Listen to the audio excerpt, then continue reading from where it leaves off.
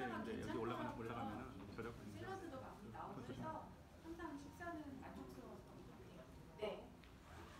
오후에 강의를 해주실 마이크로소프트 신재경 이사님을 박수로 모시도록 하겠습니다.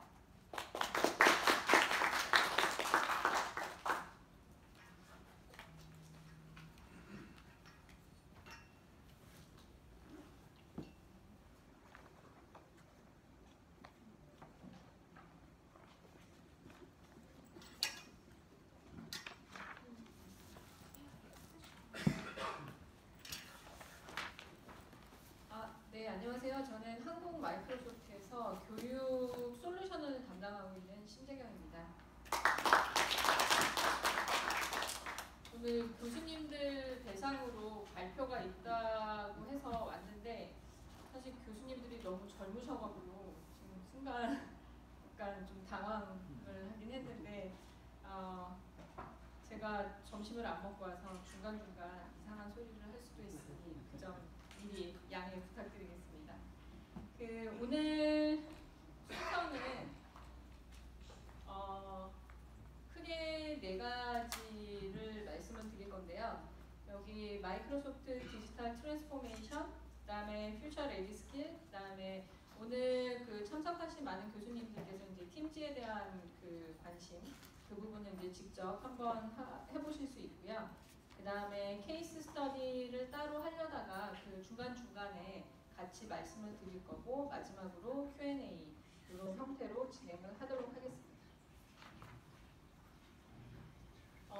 마이크로소프트 하면 특히 제 나이 또래라고 해야 되나요? 그러니까는 예전부터 대학교 혹은 사회에 나와서 PC를 주로 업무로 하셨던 분들은 마이크로소프트 하면 여전히 뭘 생각하고 계시냐면 윈도우즈, 그 다음에 엑셀, 파워포인트, 그 다음에 워드 이렇게 많이 생각을 하고 계세요.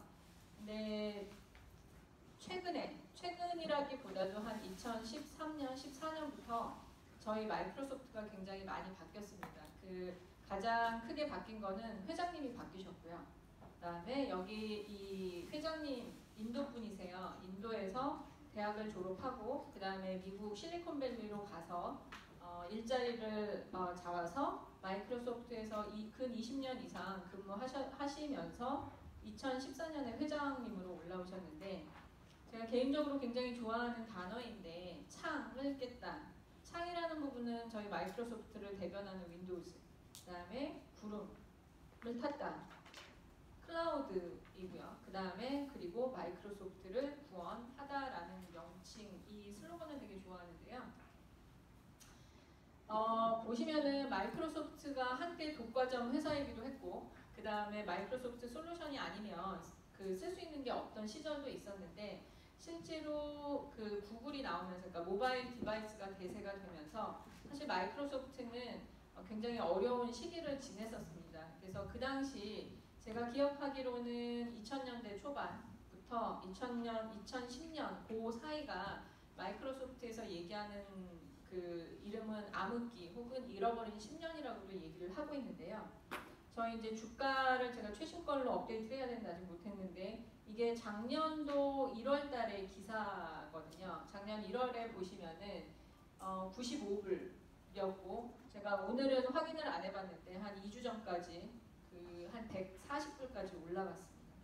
그래서 저희 마이크로소프트는 이제 한물간 90년대 슈퍼스타라고 얘기를 하고 있고요. AI 접목한 클라우드로 화려한 부활. 그 다음에 최근에 저희 댓글이라든지 블로그에 보면 왕의 귀환이라는 표현을 쓰시는 분들도 계시더라고요.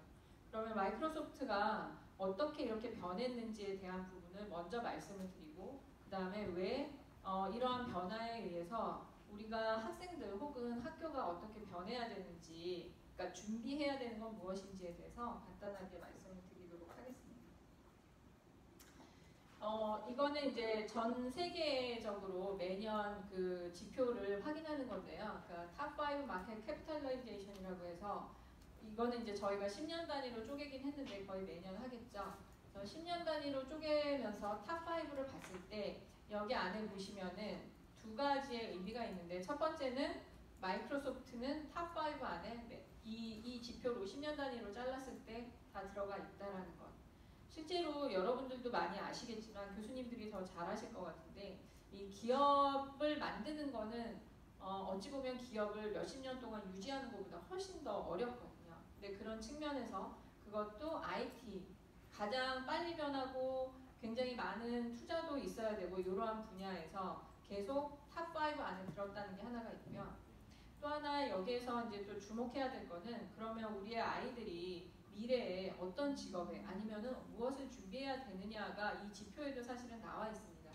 보시면은 97년도에 맨 위에 있는 게 G가 있고요. 그 다음에 코카콜라, NTT 그 인더스트리를 보면 그 나름 또 다양하게 있어요. 근데 2007년도 여기 이때가 제가 뭐가 있었는지 모르겠는데 그 정유회사 위주로 있긴 했지만 어쨌든 2007년에도 뭐 정유회사도 있고 전자회사도 있는데 2018년 보시면 여러분들이 아시는 그 다음에 여러분들이 그 많이 쓰고 계시는 그러한 소프트웨어 회사들 위주로 되어 있습니다. 여기서 유일하게 애플만이 디바이스, 그러니까 하드웨어를 그 만들고 있고요. 나머지 4개 업체는 엄밀하게 말해서는 소프트웨어만 아니면 어플리케이션 이러한 쪽만 하고 있고 혹은 또는 클라우드로 보실 수가 있을 것 같습니다. 그래서 이 지표를, 이 장표를 그 말씀을 드릴 때 과연 우리의 아이들이 어떠한 것을 준비하고 어떠한 것을 생각해야 되는지에 대해서 말씀을 드리는 거고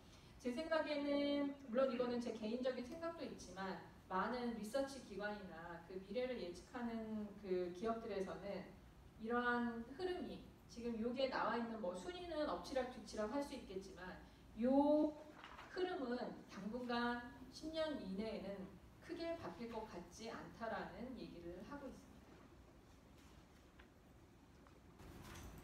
맨 왼쪽에 빌 게이츠, 그 다음에 저쪽에 잃어버린 10년을 담당하셨던 스티브 발머, 그 다음에 중간에 사티아 회장님이시고요. 이제 이 사진은 2014년에 사티아 회장이 회장이 되면서 저희 전 세계 직원들 앞에서 발표한 내용입니다. 근데 이 사진을 보면서 되게 감회가 새로운 게 일단 저기 뒤에 노란색, 그 주황색이 있는 걸 보실 수가 있을 거예요. 사진기로 막 찍고 있는데 저게 마이크로소프트가 샀다가 판 폭망한 노키아 폰으로 직원들이 열심히 찍고 있습니다. 이 당시만 해도 저희가 모바일 쪽에 들어가서 성공할 거라고 그런 그 꿈을 갖고 있었고요. 그 다음에 약간 여담을 드리자면 잃어버린 10년을 주도하셨던 저 스티브 발머께서는 굉장히 직원들로부터 많은 인심을 이루셨어요. 원체 숫자만 쪼고 결과만 갖고 와라 이런 거를 하셔서 이분이 퇴임 발표가 나자마자 저희 주가가 10% 이상 올랐어요. 그래서 저희 직원들이 환호성을 질렀는데 아이러니하게도 스티브 발머께서 지분이 꽤 있으셔갖고 그 지분이 많으신데 주가까지 올라서 그 포틀랜드인가요? 시애틀인가 농구단을 사셨어요. 그래서 항상 여담이지만 도둑질도 크게 해야 되고 뭔가 해야 되나? 이런 생각을 그때 잠깐 했었습니다. 그리고 뭐 많은 분들이 아실 것 같아요. 빌 게이츠인데 빌 게이츠에 대해서 잠깐 이제 말씀드리면 빌 게이츠를 IT 업계 노스트라다무스라고 얘기를 하고 있어요. 그래서 빌 게이츠가 아마 90년대 초반인가 책을 쓴 게 있어요. 제 책 제목을 제가 잊어버렸는데 그 책 제목에 있는 요즘에 이제 그 IT 블로거들이나 그런 분들이 그때 빌 게이츠가 그 예측했던 것 중에 몇 개가 됐나라고 이제 얘기를 하고 있는데 거의 한 90% 이상이 그 현실 지금 2019년에 실현이 됐고요. 저 이제 내부적으로 또 어떤 얘기가 있냐면 빌 게이츠 께서 앞으로의 그 성공하는 혹은 성공하는 비즈니스, 성공하는 사람은 데이터를 잘 활용하는 혹은 데이터를 갖고 있는 사람이다. 누구나 뻔히 알 수 있는 얘기긴 한데 어쨌든 그래서 저희 직원들은 내부적으로 데이터 공부를 열심히 하고 있어요. 앞으로 20년 또 먹고 살겠다며 열심히 저희 이제 내부에 그런 리소스들이 많은데 데이터 관련 공부를 하고 있습니다. 어쨌든 이때 당시만 해도 이 사티아 회장이 뭘 얘기했냐면 자 클라우드로 가야 된다라고 얘기를 했고 야심차게 발표를 했고 그분께서 마이크로소프트 힛 리프레시라고 얘기를 하셨어요. 근데 사실 이 현장에 제가 있진 않았고 아마 3월 달인가 그 부임을 하셨고 8월 달, 7월 달에 제가 갔었는데 그때도 똑같은 얘기를 하셨는데 그때 이제 제가 되게 감명 깊게 느꼈던 거는 이분이 올라와서 클라우드의 기술에 대한 얘기를 한 게 아니라 자, 철학을 바꿔야 돼요 라고 얘기를 하셨어요. 근데 정말 지루했어요. 그래서 저는 거의 대부분 졸기는 했으나 이분이 그런 철학을 얘기했고 그 다음에 이제 또 하나는 많은 직원들이 심지어는 그 당시에 기사들을 보면 사티아 회장 잘 될까? 마이크로소프트 더 그 망하는 속도가 더 빨라지는 거 아닐까라는 굉장히 안 좋은 보도가 나왔고 실제로는 주가가 좀 흔들리기도 했었어요. 근데 이분이 계속 자 우리가 가야 될 길은 클라우드야. 근데 그런 클라우드를 하기 위해서는 기술도 필요하지만 가장 기본으로는 철학이 필요해라는 그런 이상한 말씀을 하셨고 실제로 인도 분인데 약간 불교 쪽을 되게 많이 공부하신다고 하더라고요. 그래서 어쨌든 이상한 분이라는 생각을 했고 많은 직원들이 대다수의 직원들이 불신의 눈빛을 많이 보냈었습니다. 그래서 힛 리프레시 다 바꾸자라고 얘기를 하셨습니다.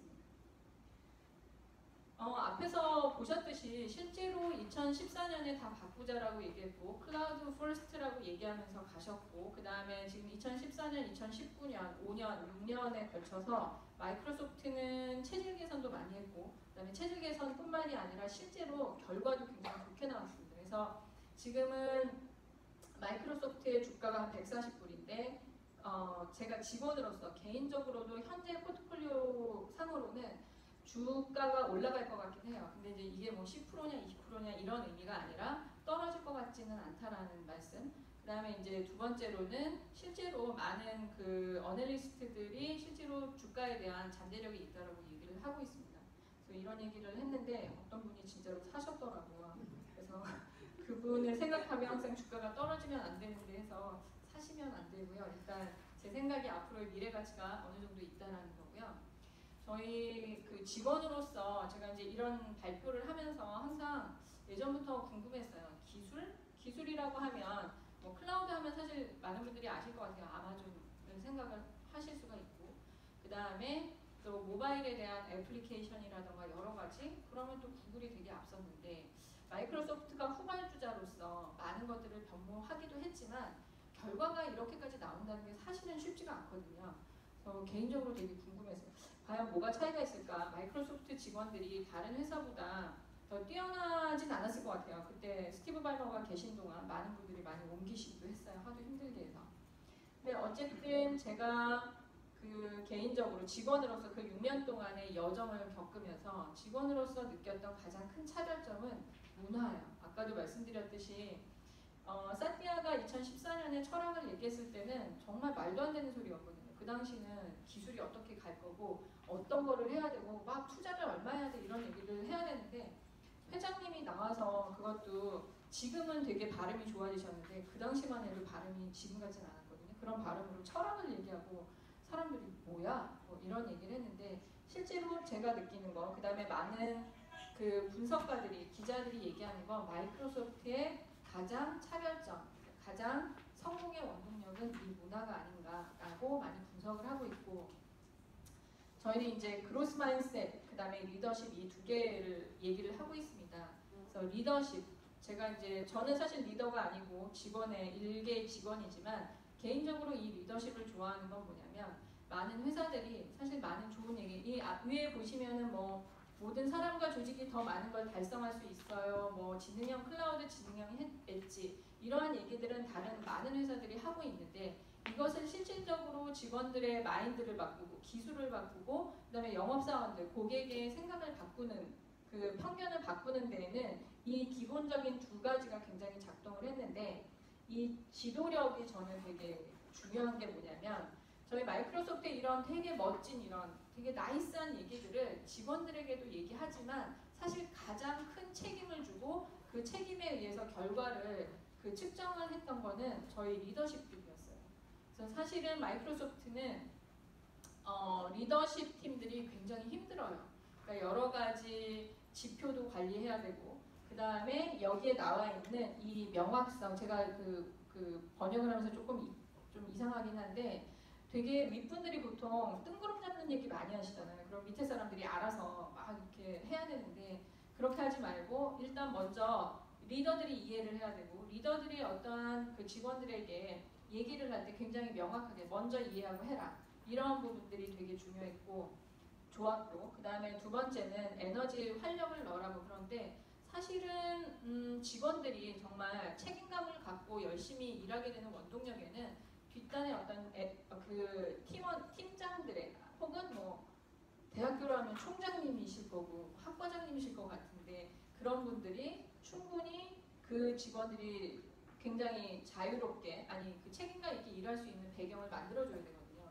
그런 부분에서 이 리더십에 대한 부분은 굉장히 많은 강조를 했고 실제로 이게 되게 많이 바뀌었습니다. 일례로 그 스티브 발머가 계실 때는 저희는 항상 모든 건 숫자가 안 되는 사람이 아니다라는 정도로 굉장히 숫자 위주로 말을 했는데 그러니까 뭐 이렇게 얘기하시는 거죠. 너 이 숫자 했니 안 했니?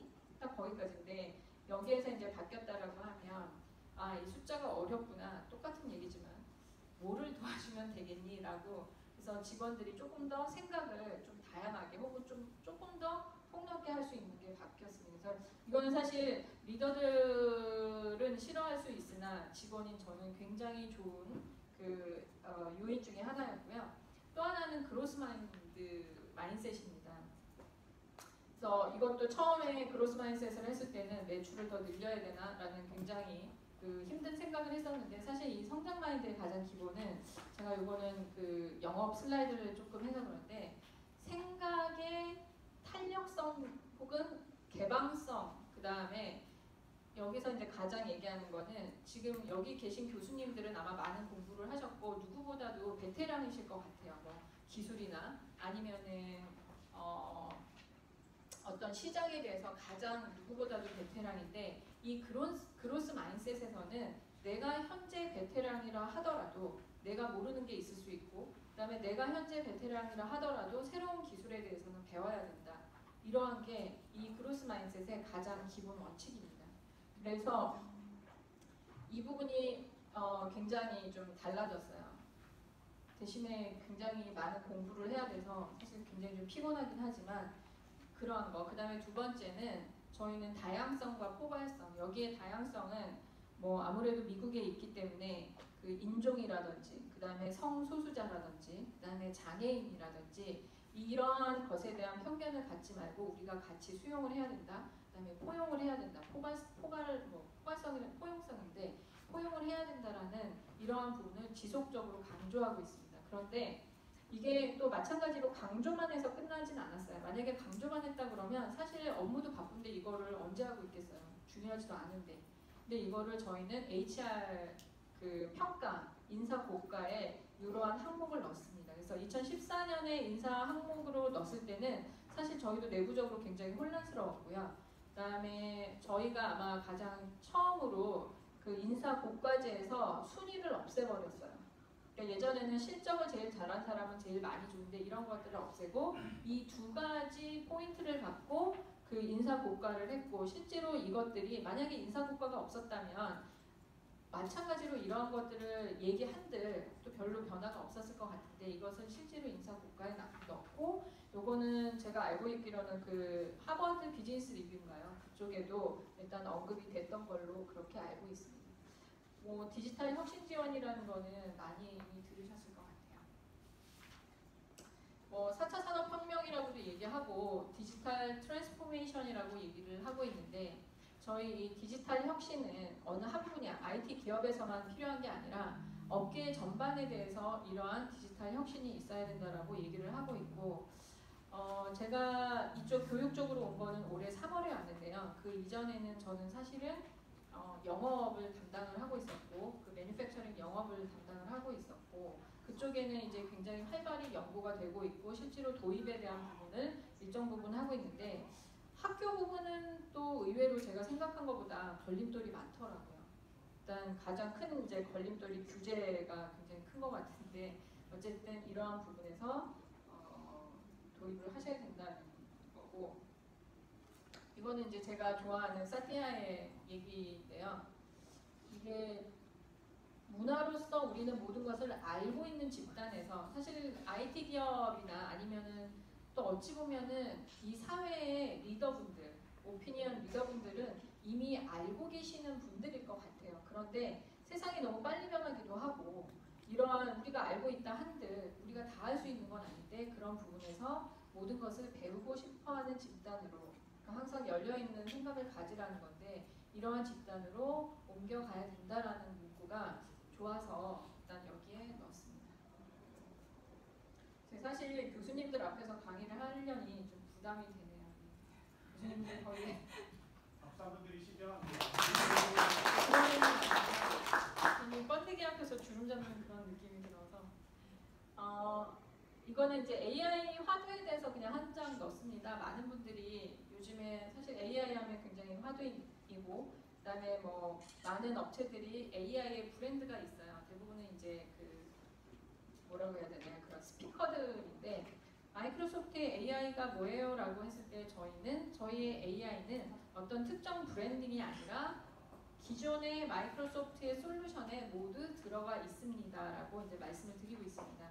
저희도 이제 뭐 알렉사나 시리 같은 코타나가 있는데 코타나가 좀 공부를 못해서 알렉사하고 같이 공부해서 같이 솔루션을 내놓는 걸로 이렇게 에이전트가 있고요. 그 다음에 어플리케이션들이 있는데 요거는 잠깐 한번 보여드릴게요. 여기 혹시 영어과 교수님 계세요? 영어 조금 안 되셔도 된다고 하고.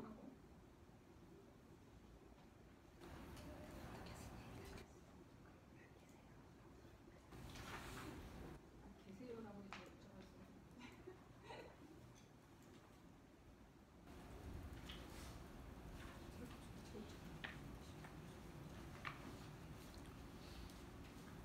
이게 파워포인트 기능인데요. 저희 뭐 새롭게 뭐를 추가로 구매하시거나 이런 게 아니라 학교에 지금 계약되어 있는 5365에 있는 최신 버전을 쓰셔서 파워포인트를 돌리게 되시면 왜 말을 안 하지? 네. 지금 이 리스닝이라고 되어 있는데 자동 번역 기능을 돌리고 있습니다. 네. 여기 뭐가 안 되는데 여기에 이제는 잠시만요. 이게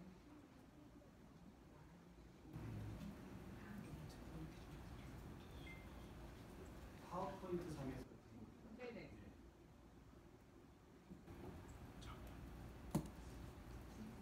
이게 언어가 이제 굉장히 많이 지원이 되는데요. 한국어를 한국어로 여기에 자막을 쏠 수도 있고 한국어를 영어로 쏠 수도 있는데 오늘 뭔가가 좀 이상하네요. 내가 말을 안 듣네요. 긴장했나 봐요. 이 AI 그 자동 번역 기능이 뭔가 추가 설치가 아니라 그냥 여러 교수님들이 쓰시고 있는 오피스를 그냥 활용을 하시면 됩니다. 그래서 이게 머신러닝 기능이 들어가 있어서 이게 좋기도 한데 살짝 무서운 부분도 좀 있어요. 뭐냐면 제가 이 기능 발표를 처음 시작한 게 5월달이었고 5월달에 발표했을 때는 인터넷 커넥션이 안 좋나 보네요.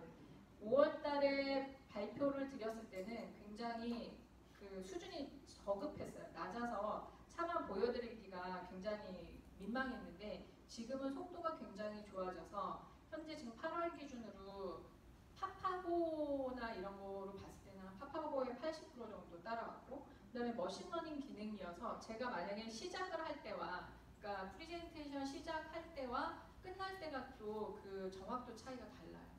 그래서 앞으로는 물론 굉장히 디테일한 부분들은 실제로 그 번역하시는 통역이나 이런 분들이 하셔야 되는데 요즘은 1차 번역, 뭐 1차 통역은 그냥 저희는 이걸 사용을 하고 있습니다.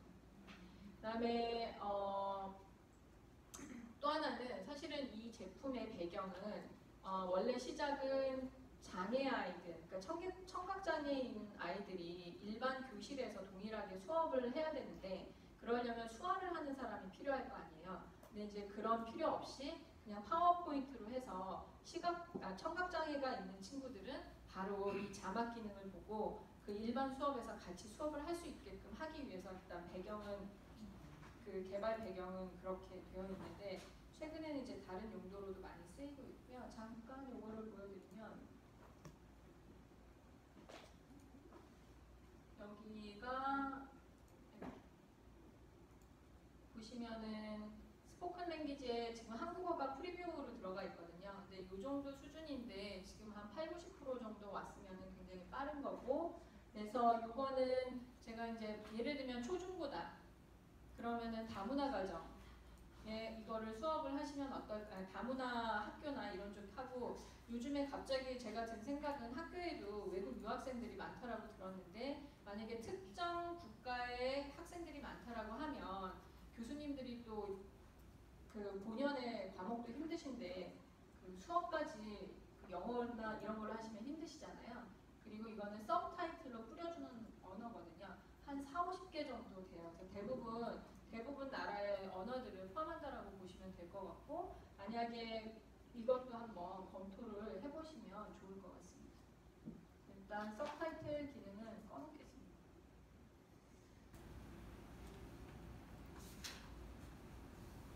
네, 오늘 네트워크가 좀 안 좋네요.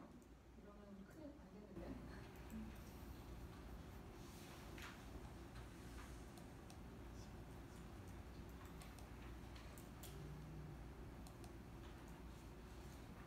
이게 네트워크.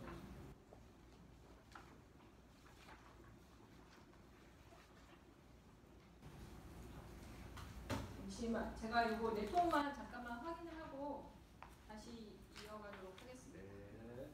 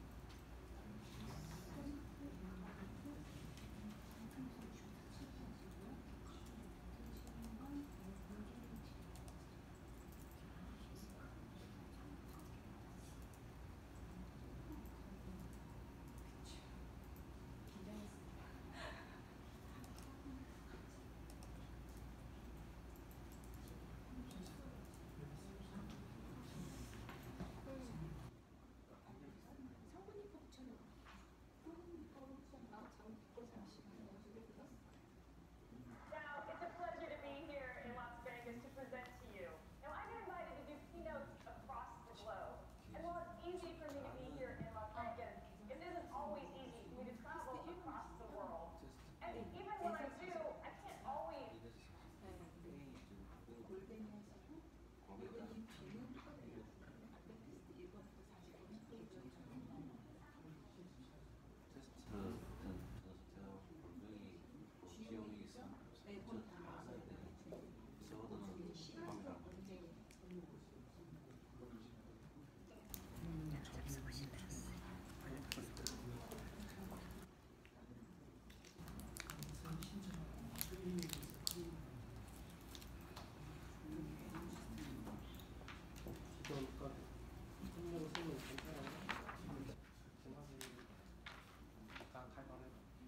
네. 근데 실습은 아마 저랑 공유 안 했는데 공유 하시면 돼요. 네, 교수님 계정을 하시면 일단 오퍼레이팅 했더니 제가 안내를 드리는데 오픈은 교수님 계정으로 쓰셔도 괜찮습니다.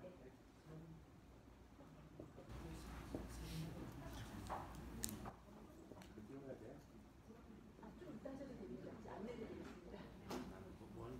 그러면 순서를 약간 바꿔서 준비한 슬라이드하고 나중에 인터넷에 따로 보여드리도록 하겠습니다. 알고 계시다시피 세상은 변하고 있습니다. 저도 변하는 것 같긴 한데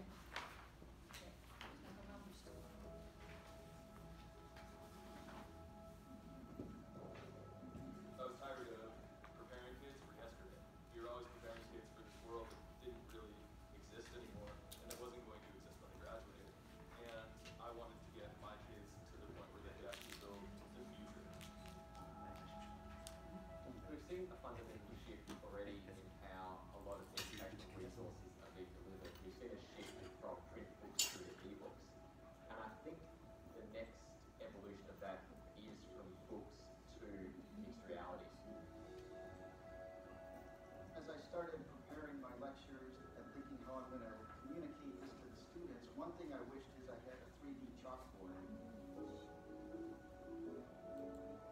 You actually have all these tools that allow students to generate content for other students, which means that you can have students that are subject matter experts in informing the development of experiences to help teach content that they're learning about in their other classes.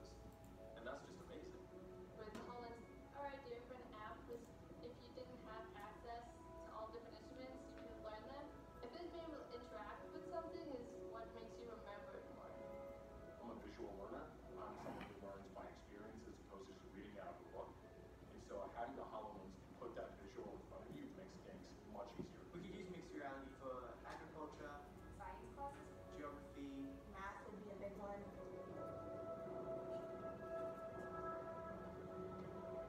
It provides a much more engaging experience for students, and that's the ultimate goal for a teacher, is to engage the students and have them learning.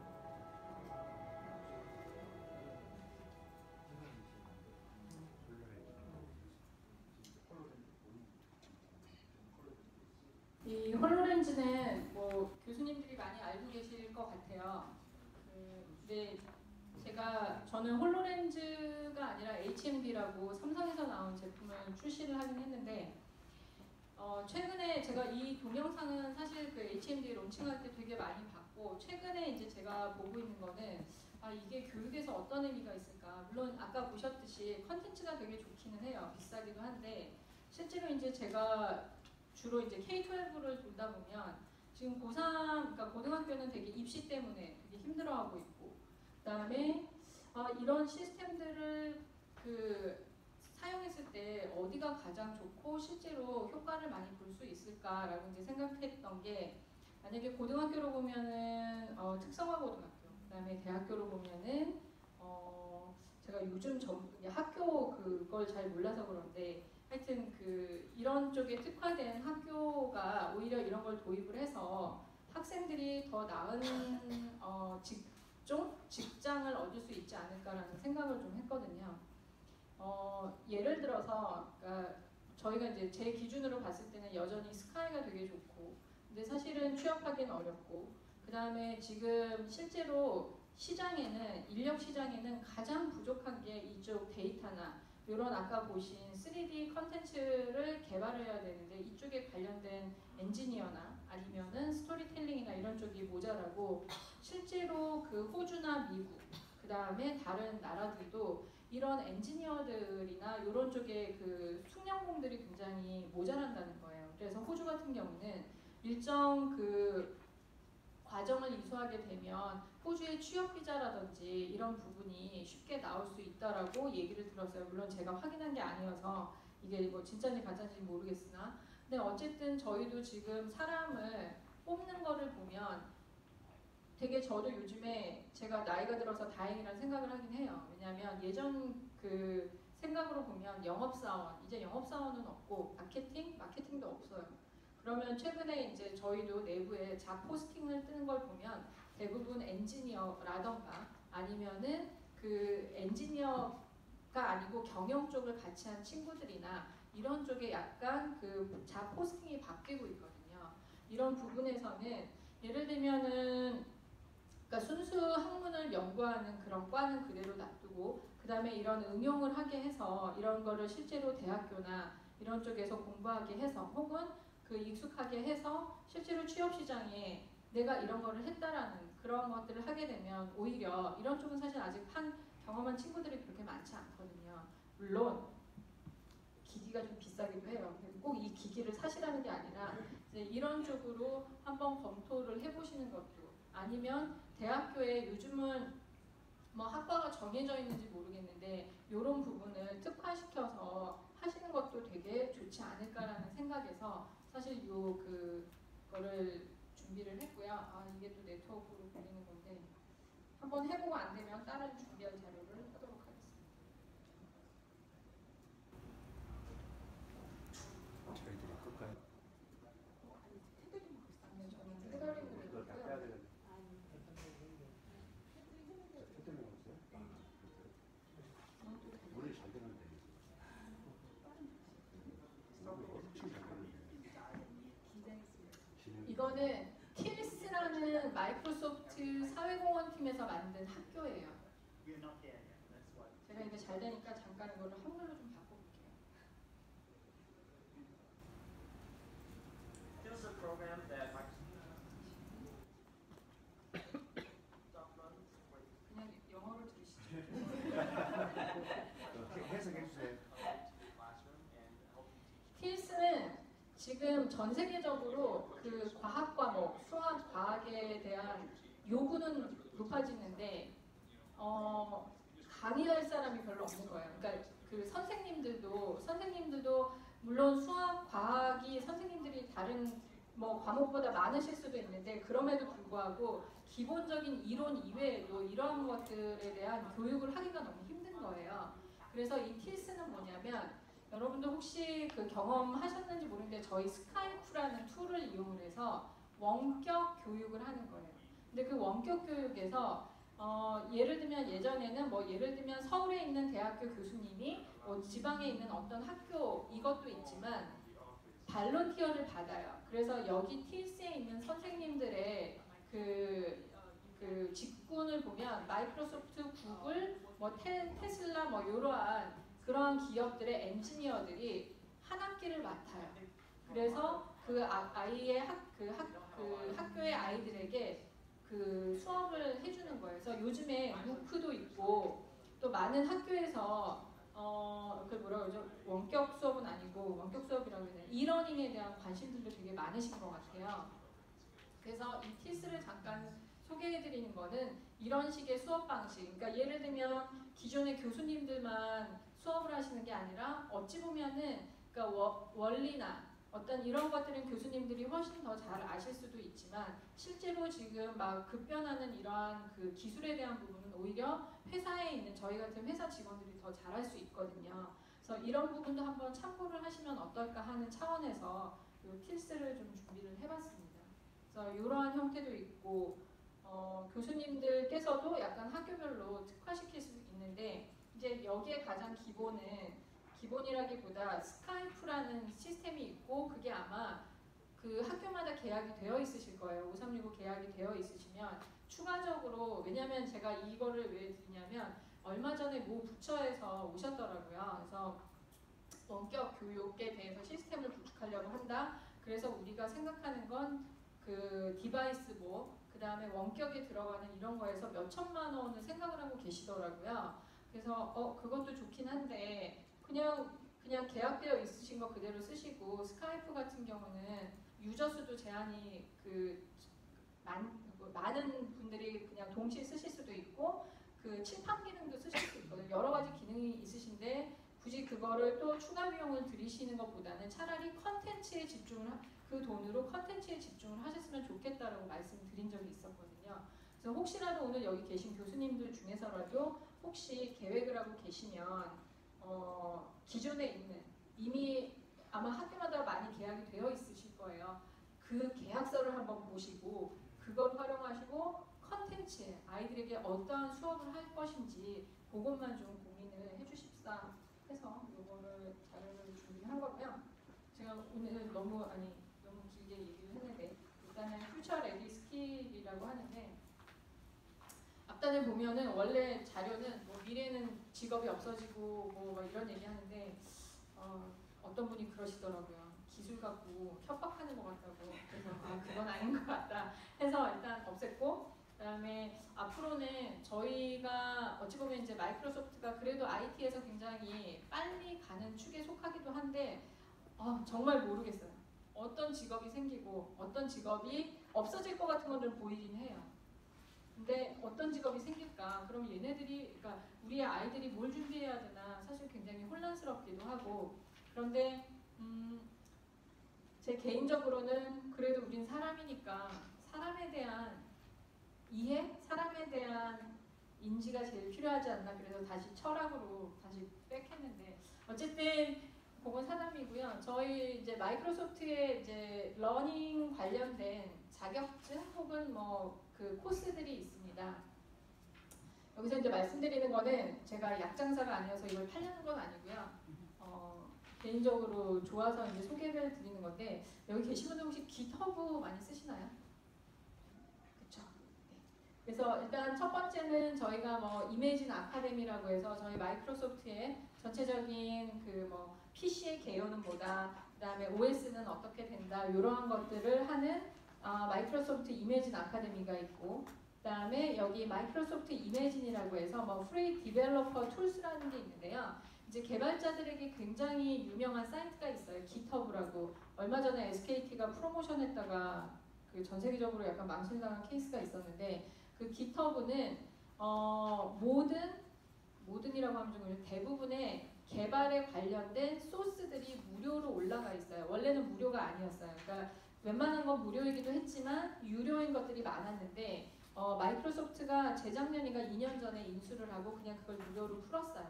개발자들에게 더 좋은 프로그램을 많이 개발하라는 뜻에서 저희가 무료로 열었고, 거기에 대해서 GitHub가 들어가 있고, 이게 말씀드리는 거는 얼마 전에 그 한상희 교수님이라고, 지금은 교수님은 아니신데 이제 그분이 개발자들 혹은 우리의 아이들이 미래를 위해서 뭘 준비해야 될까 해서 3가지를 쓰셨어요. 근데 이제 그 중에 하나가 그분이 뭐라고 쓰셨냐면 GitHub 활용을 많이 해라. 왜냐하면 그게 무상이기도 하고 우리 학생들은 돈이 많지 않잖아요. 근데 그 GitHub에 들어가서 마음껏 쓰고 많은 다양한 개발을 해라라고 해서 문득 생각이 나서 말씀드렸고요. 여기 지금 GitHub가 안 들어가 있는데 이 자료는 몇 년 전 거라서 그게 쓸 수가 있고, 그 다음에 메이커스페이스라든지 이런 게 있고, 아두이노, 뭐 스템 과정이 있고, 그 다음에 MPP라고 해서 마이크로소프트 프로페셔널 프로그램이라고 해서 저거는 좀 더 데이터 사이언스, AI 여기에 들어가 있습니다.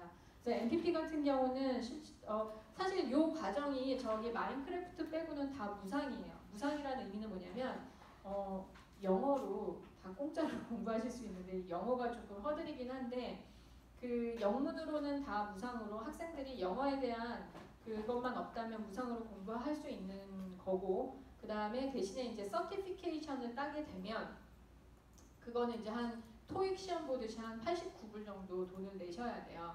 근데 제가 여기서 조금 말씀드리고 싶은 건 우리 학생들이 공부를 하더라도 저는 해외에 취업을 많이 했으면 좋겠어요. 그러니까 뭐 그 어려운 일이 아니라 이런 IT 쪽은 사실은 굉장히 많이 열려 있고, 그 중에 하나가 저 MPP라고 해서 저 MPP에는 데이터 사이언스나 AI 과정이 들어가 있고 저걸 공부하고 패스를 한다라고 하면 저 자격증 하나만으로도 그 한국 학생이 다른 나라에 다른 기업에 어플라이 할 때 사실은 플러스이거든요. 왜냐하면 MPP 같은 경우는 전 세계에 공인된 인증 그 서이기도 하고, 그다음에 또 하나는 기업들이 어쨌든 최근에 마이크로소프트에 대한 클라우드라든지 IT에 대해서 굉장히 많이 필요로 하고 있어서 저 MPP에 대한 부분은 검토를 하셔도, 물론 이제 비용적인 거는 보셔야겠지만, 그래서 실제로 지금 한국의 몇 개 대학은 저 MPP를 아예 한 학기 과정으로 넣으셨더라고요. 그래서 마찬가지로 제가 말씀드리지만 무상 영어로는 다 무상이에요. 학생들한테 알려주기만 해도 관심이 있다라고 하면 무상으로 들어가서 보시면 될 것 같습니다.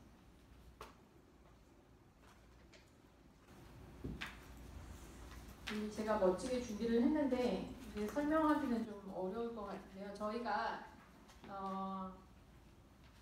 에듀케이션 트랜스포메이션 프레임워크라고 얘기를 하고 있습니다. 많은 학교들이, 그러니까 이거는 비단 한국만의 문제는 아닌 것 같아요. 전 세계 학교들이 굉장히 고민스러워하고 당혹스러워하고 있어요. 왜냐하면 기존의 이 시스템, 학교의 시스템이 굉장히 많이 바뀌고 있고, 또 하나는 최근에 이제 무크 등 그런 굉장히 많이 수업들을 이러닝으로 풀면서 무상도 많이 있고 이러한 변화, 그 다음에 아이들은 줄고 있고, 그 다음에 또 하나는 앞으로는 어떤 과정이 정말 도움이 되는지 이런 여러 가지 혼란 속에 있는 것 같아요. 그래서 마이크로소프트가 뭐를 했냐면 이 프레임워크를 개발을 했어요. 그러면 이게 이제 약간 컨설팅 비슷하게 들어가는 건데, 자 여기에 보시면 이제 비전이 있고 크게 이제 3가지 필러로 나눴어요. 여기 보시면은 그러니까 뭐 학생의 성공과 라이프 사이클 매니지먼트, 그다음에 티칭, 러닝 앤 리서치를 어떻게 해야 되는지, 그다음에 커넥티드 캠퍼스, 이게 또 캠퍼스도 아마 뭐 여러 가지가 들어갈 텐데 요 3개에 대해서 어떤 식으로 고민을 하셔야 되고, 어떤 식의 체크마크를 갖고 가야 되고, 어떤 식의 결과치를 꺼내야 되느냐에 대한 굉장히 디테일한 문서가 있거든요. 그래서 이 부분은 혹시라도 학교에 여기 이제 교수님 다 학교에 계시니까 그 학교가 과연 앞으로 어떤 식으로 가야 될지에 대해서 고민스럽다라고 생각하시면 요거를 한번 검토를 해보셔도 좋을 것 같아서 여기에 소개를 넣었습니다. 요것도 잠깐 뒤에서 말씀드리고요. 그래서 앞에 그 ETF에 의해서 그 학교가 변화한 학교가 이제 이 So my name's Dave. G'day 이거는 everyone. 한국어로 꼭 들으셔야 되거든요. 그래서 저희가 이제 몇몇 개 레퍼런스 학교들이 있는데 제가 지금 막연히 기억나는 학교는 미국으로 따지면 카네기 멜론 뭐 그런 학교들이 몇 개 있고요. 조금 이따가 보여드릴 영상은 호주에 있는 학교입니다. 그래서 어떤 식으로 수업을 개선시켰고 학생들의 몰입도를 끌어냈고 그다음에 실질적으로 그 학생들에게 도움이 됐는지에 대해서 그 영상을 보시면 다 이해를 하실 수 있을 것 같고요. 마찬가지로 21세기 교육은 어떻게 해야 될 것이냐에 대해서 그 저희가 많은 자료들을 갖고 있어요. 그래서 대부분 영어라서 아직 번역을 못하긴 했는데 그 번역도 워드를 쓰시면 금방 돼요. 요즘에 워드 기능이 좋아져갖고 한번 가서 써보시면 좋을 것 같습니다. 그래서 이렇게 4가지 걸로 했고 그냥 넘어가도록 하겠습니다.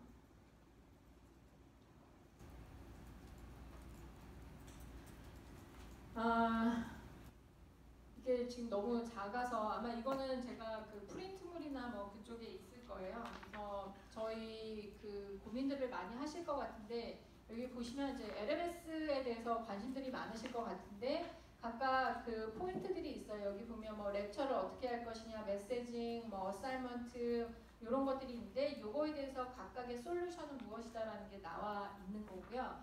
요것들에 사실 편하게 보실 수 있는 게 아까 그 동영상이거든요. 그 동영상은 좀 이따가 한글 버전으로 드리도록 하겠습니다. 이런 것들은 그냥 참고하시고 시간이 그렇게 길지 않아요. 또 하나는 만약에 우리의 학생들이 한국에서만 직업을 찾을 거라면 조금 소홀히 할 수도 있을 것 같은데 저는 또 우리 학생들에게 이 링크드인을 되게 적극 활용을 하라고 하고 싶어요. 그러니까 링크드인 같은 경우는 전 세계에 가장 큰 구직 사이트, 뭐 구인 사이트이거든요. 그래서 이 링크드인이 한 2, 3년 전에 마찬가지로 마이크로소프트가 그 인수를 했고 여기에 이제 많은 자료들이 있고 실제로 저희도 모든 그 채용을 링크드인을 통해서 하고 있거든요. 그러니까 인터뷰 보는 거는 저희가 하겠지만 적어도 링크드인에 들어가 있는 그 프로파일들을 보고 일단은 1차적으로 저희가 연락을 해요. 그래서 이 링크드인에 가면 그런 그 직업 그 이력서를 어떻게 쓰고 그 다음에 어떤 것들을 공부해야 되고 이런 것들이 되게 잘 되어 있어요. 그래서 아직 한국에는 사실은 그렇게 알려져 있다고 볼 수는 없지만 만약에 우리 학생들이 다른 여타의 IT 기업들에 도전해보고 싶다라고 하면 링크드인을 활용하시는 것도 저는 적극 추천을 드리고 있습니다. 이게 이제 MPP인데요. 이것도 잠깐 스킵을 하도록 하는데 내용은 굉장히 최근에 굉장히 필요로 하는 그런 과정들이 잘 들어가 있어요. 마찬가지로 영어는 무료입니다. 그래서 보시면 좋을 것 같고요. 자격증들은 이미 많은 학생들이 따고 있더라고요. 근데 저는 개인적으로 자격증을 따는 거는 좋을 것 같은데 아이들이 또 학원에 가서 공부를 하는 거는 저는 개인적으로 좀 그런데 어쨌든 지금 그 학생 프로그램이라든지 이런 거 뒤에 가서 설명을 드리겠지만 잘 되어 있어서 우리의 아이들이 굳이 학원에 가서 안 배워도 지금 학생 베네핏 프로그램 활용하고 학교에서 조금 수업으로 과제로 좀 해보고 그 다음에 이런 자격증을 따면 굉장히 손쉽거든요. 그런 부분을 말씀을 드리는 거고 링크드인은 하도록 하겠습니다. 일단은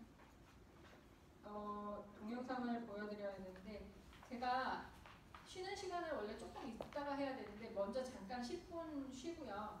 식사도 하셨고 힘드실 텐데 일단은 10분 먼저 쉬는 시간 하고 동영상 보여드리고 그 다음에 팀즈로 넘어가도록 하겠습니다. 그럼 잠깐 쉬도록 하겠습니다. 네.